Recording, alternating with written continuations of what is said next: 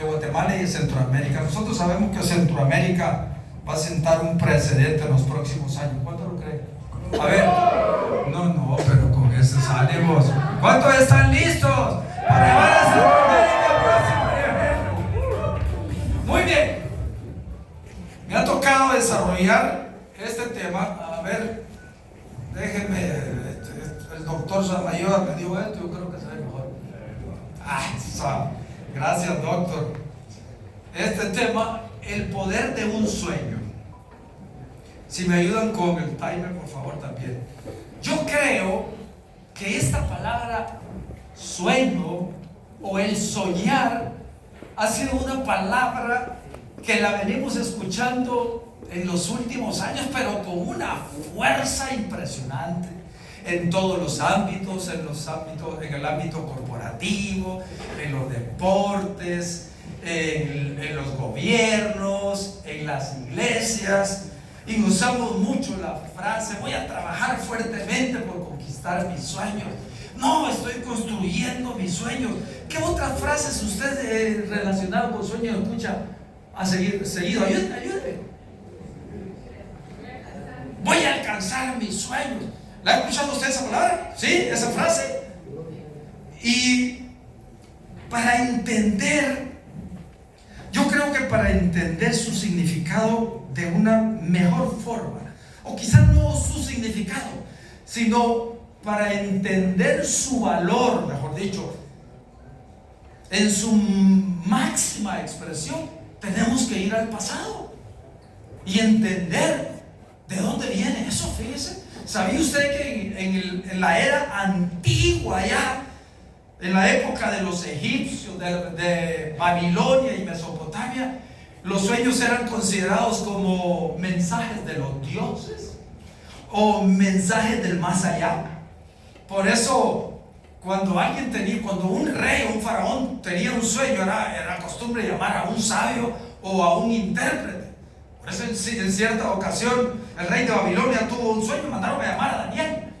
Cuando el faraón de Egipto tuvo un sueño, mandaron a llamar a José, porque así se manejaba lo que hoy conocemos como sueño, fíjense. Pero cuando nosotros a través del tiempo nos adelantamos un poco al futuro de aquel entonces, no al futuro de ahora, porque le estoy hablando hace aproximadamente 3000 años, un poquito más quizás. Cuando vamos un poquito más adelante y llegamos a la Edad Media, los sueños, oiga, tenían otra connotación.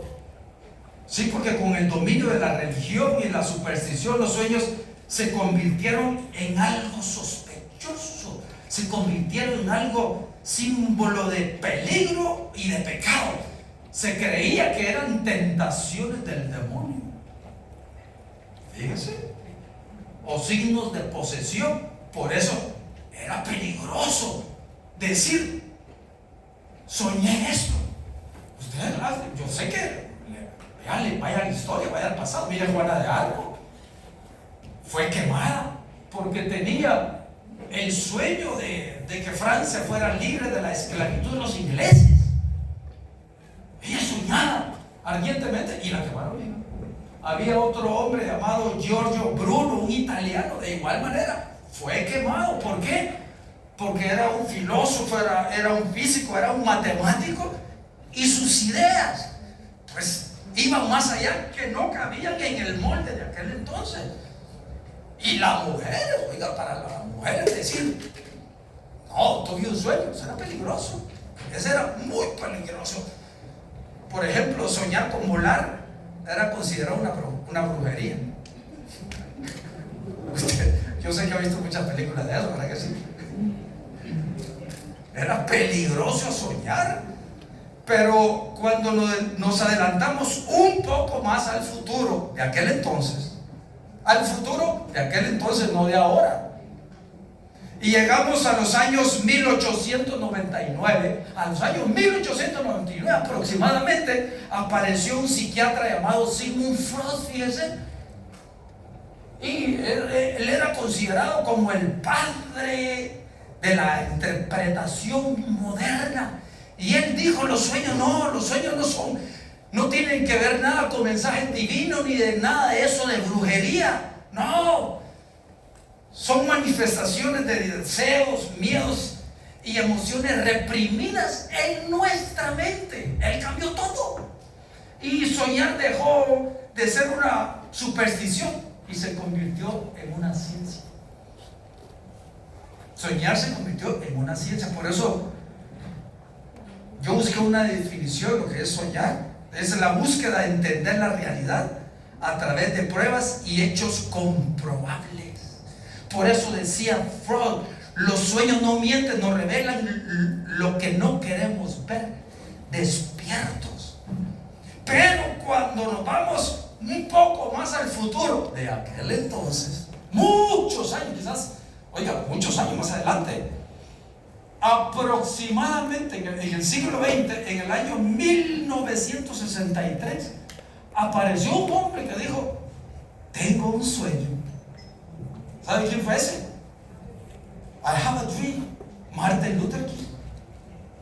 Desde entonces, oiga, mire qué curioso. Desde entonces, soñar se volvió en sinónimo de esperanza, de lucha y de visión. Por eso que hoy utilizamos frases como la que le dije al principio. No, tengo un sueño de construir esto. Tengo que trabajar fuertemente por mis sueños. Estoy luchando por mis sueños. Y entonces el sueño dejó de ser simplemente descanso.